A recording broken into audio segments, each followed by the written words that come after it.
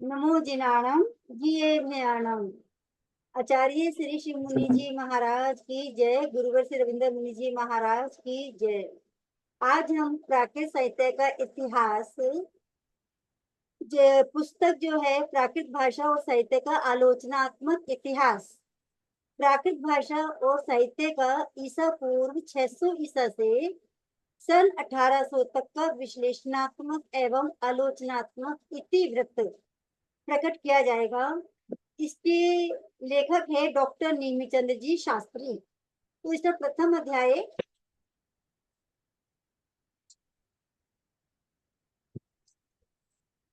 प्रथमो अध्याय भाषा विकास और प्राकृत। भाषा और विचार का अटूट संबंध है। मनुष्य के मस्तिष्क में जब विचार उठे होंगे तभी तो भाषा आई होगी। पाणि ने बताया, आत्मा बुद्धि के द्वारा अर्थों को समझकर मन को बोलने की इच्छा से प्रेरित भाषा का विकास करती है। मन शरीर की अग्नि शक्ति पर जोर डालता है और वह शक्ति वायु को प्रेरित करती है, जिससे शब्द वाक्य की उत्पत्ति होती है। यानी मन में पहले विचार आएंगे, फिर हम उसको वाणी से मुखरित करेंगे और वह हमारी भाषा कहलाएगी। उपयुक्त कथन से स्पष्ट है कि मनुष्य के विकास के साथ साथ वाणी का भी विकास हुआ। अतः आदि काल में यदि भिन्न भिन्न स्थानों पर मनुष्य समाज का विकास हुआ होगा तो संभव है कि अ, सम, विकास हुआ होगा तो संभव है कि भिन्न भिन्न भाषाएं आरंभ से ही विकसित हुई हों। यदि एक ही स्थान पर सुसंगठित रूप से मनुष्य समुदाय का आविर्भाव माना जाए तो आरंभ में एक भाषा का अस्तित्व स्वयं सिद्ध हो जाता है। यथा स्थान और काल भेद से ही भाषाओं में वैविध्य उत्पन्न होता है। इसमें संदेह नहीं कि मनुष्य की भाषा सृष्टि के आरंभ से ही निरंतर प्रवाह पूर्व रूप में बहती चली आ रही है, पर इस प्रवाह के आदि और अंत का पता ही नहीं है। नदी की वेगवती धारा के समान भाषा का वेग अनियंत्रित रहता है। अतः ये निश्चय पूर्वक नहीं कहा जा सकता कि वर्तमान में भाषाओं की जो विभिन्नता दृष्टिगोचर हो रही है कि वे कितनी प्राचीन है, और न यह कहा जा सकता है कि मानव सृष्टि का विकास पृथ्वी के किस विशिष्ट स्थान में हुआ। तथ्य यह है कि मूल भाषा एक या अनेक रूप में जैसी भी रही हो, पर भौगोलिक परिस्थितियों का आधार पाकर विकास और विस्तार को प्राप्त करती है। इस प्रकार विकास और विस्तार करते करते एक से अनेक भाषाएं बनती जाती हैं।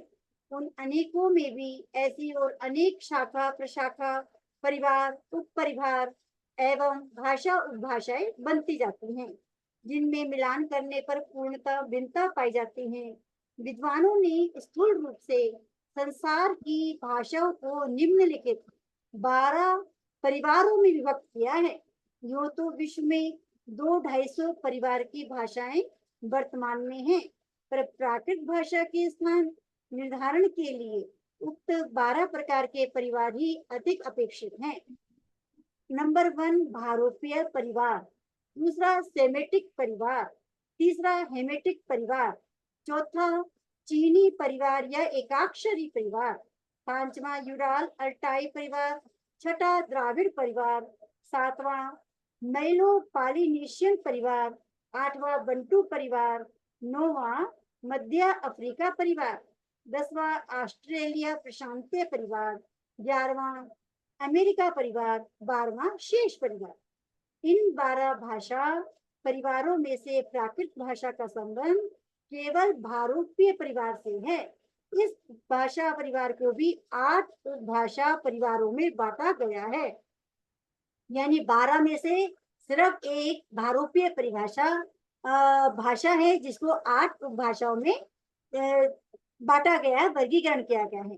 पहला आर्मेनियन, दूसरा बाल्टिश टेलेबोनिक, तीसरा अल्बेनियम, चौथा ग्रीक, पांचवा भारत ईरानी या आर्य परिवार, छठा इटैलिक, सातवां केल्टिक, आठवां जर्मन या ट्यूटानिक।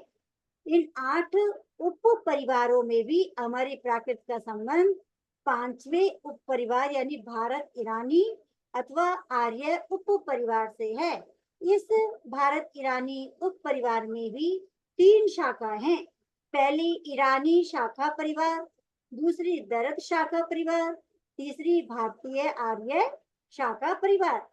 तो प्राकृत भाषा का कौटुंबिक संबंध उक्त 3 शाखा परिवारों में से भी भारतीय आर्य शाखा परिवार से है। अतः भारतीय आर्य भाषा का ही एक रूप प्राकृत भाषा है। भारतीय आर्य भाषा परिवार के विकास को विद्वानों ने 3 युगों में विभक्त किया है। पहला प्राचीन भारतीय आर्य भाषा का काल 16 ईसा पूर्व से 600 ईसा पूर्व। मध्यकालीन आर्य भाषा काल 600 ईसा पूर्व से 1000 तक। आधुनिक आर्य भाषा काल ईसवी 1000 से वर्तमान समय तक। तो हमने ये देखा कि किस प्रकार से भारत जो भाषा परिवार है वो 12 में डिवाइड है। फिर 12 में से भी जो भारोपीय परिवार है उसको भी 8 उपभाषा में बांटा गया है। और जो 8 में बांटा गया है उसमें से 5वें नंबर पे जो है भारत ईरानी या आर्य परिवार, उसकी भी 3 शाखा कर दी। ठीक है ना, ईरानी शाखा परिवार, दरत शाखा परिवार और भारतीय आर्य शाखा परिवार। जो भारतीय आर्य शाखा परिवार है उसी में से ही ये प्राकृत भाषा का प्राकृत भाषा का परिवार है। तो इसको भी 3 भागों में डिवाइड किया कि किस किस तरह से उसका विकास का स्तर कैसे कैसे आया। तो हमारा प्राचीन आर्य भाषा जो थी वो 1600 ईसा पूर्व से 600 ईसा पूर्व। मध्यकालीन आर्य भाषा को भी 3 काल है उसके भी, आदि, मध्य और आधुनिक, मतलब अंतिम। तो आगे इसको बताएंगे। तो 600 ईसा पूर्व से 1000 आधुनिक आर्य भाषा काल ईसवी 1000 से वर्तमान समय। तो ये हमारी प्राकृत भाषा का अगर हम इतिहास देखें तो प्राचीन काल से चला आ रहा है। इसका कोई ये नहीं कह सकते कि कब से है। जिस प्रकार से नदी का वेग बहता बहता अपने अस्तित्व में, तो वो बहता ही चला जाता है, तो तब व्याकरण के नियमों में बन जाती है। तो तब वो कहलाती है कि व्याकरणिक भाषा, जैसे संस्कृत है, प्राकृत है, आदि आदि। किंतु एक लोक भाषा और चलती चली जाती है जो हम लोक भाषा बोलते हैं, जो अभी भी हमारे अस्तित्व में हमेशा रहती है। तो आज हमने ये तीनों भाषा का के बाद तीनों प्राचीन भारतीय आर्य भाषा के बारे में पढ़ा, मध्यकालीन आर्य भाषा और आधुनिक भाषा के बारे में आगे हम अगले उसमें जानेंगे। ठीक है, नमो जिनाणम।